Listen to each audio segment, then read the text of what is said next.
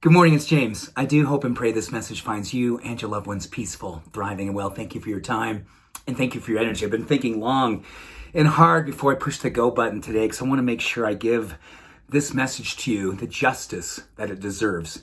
And I pray that it lands in your heart in such a way that you never forget it. Because this is really one of the most deep philosophical ways that I believe all of us, if we would fully give ourselves to this principle and this practice, our lives would work to such a degree that when all is said and done at the end of our lives, we look back and say, Amor fati, Amor fati. When I first read Joseph Campbell's The Power of Myth, he spoke about Nietzsche, the philosopher, who said Amor fati. And it was a whole about the idea that fate comes our way, whether or not we want it or not.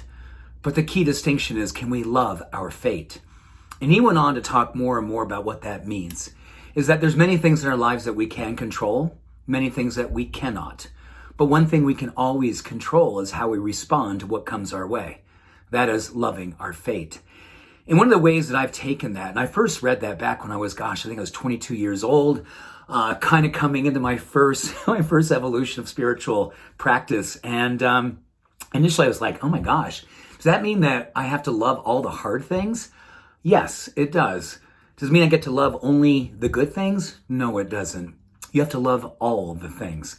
And loving our fate also gives us an opportunity to realize in our power of choice that we also get a chance to forecast what it is that comes to our life. Because much of life is chance, but so much of it is not chance. So much of our life is predictable. Each and every morning, every day that we wake up and come into the world, there are things that we'll have choices to make. Whether or not we will move our body, whether or not we will meditate, whether or not we will pray, whether or not we will be grateful for the life that we have and the moment that's given us to actually step into the glory of the gift of life. And predictably, amor fati, love the fate of what it is this moment is giving us. Because if we can lean into the moments with an exquisite level of gratitude, with an openness to learn and be a student of what comes us, what becomes to us, what comes for us, is so much about the discipline and giving ourselves permission to be awake for all of life. The word discipline always comes back to me and being a student of what makes us come alive. And when you think about loving your fate, it really is predictably asking yourself, what makes you come alive? What do you love about what it is that you can be a student of? And are you willing to curate and create and cultivate a life that allows you to love what it is that you have?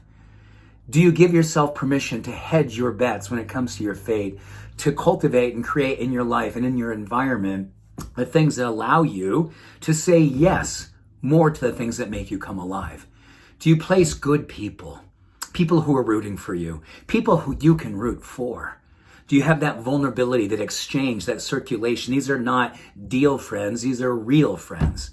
And if we open ourselves and say, this is how I decorate my life with these kinds of human beings, where's this beautiful exchange of love and energy and a sense of gratitude and grace, and how it is that we exchange for each other, what it means to be in this place of possibility, to hold for another being. This is what I'm doing to make my life come alive. Here's what I want for you. And it's not an ego thing. It's a fate thing that we get a chance to say, I love this, because I know this is predictably something I can place into my day.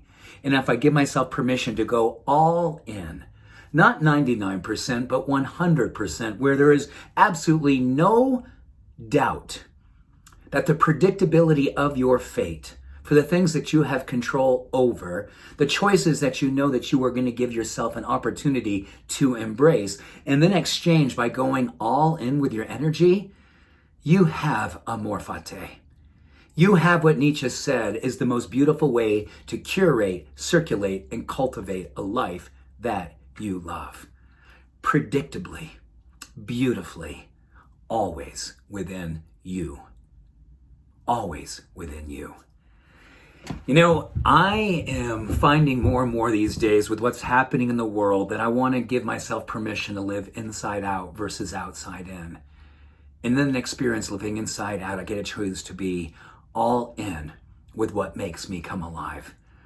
I hold in my heart for you that you lean all the way into your life so deeply, so beautifully, so committedly, if that's a word, that you're so all in that you fall in love with your life.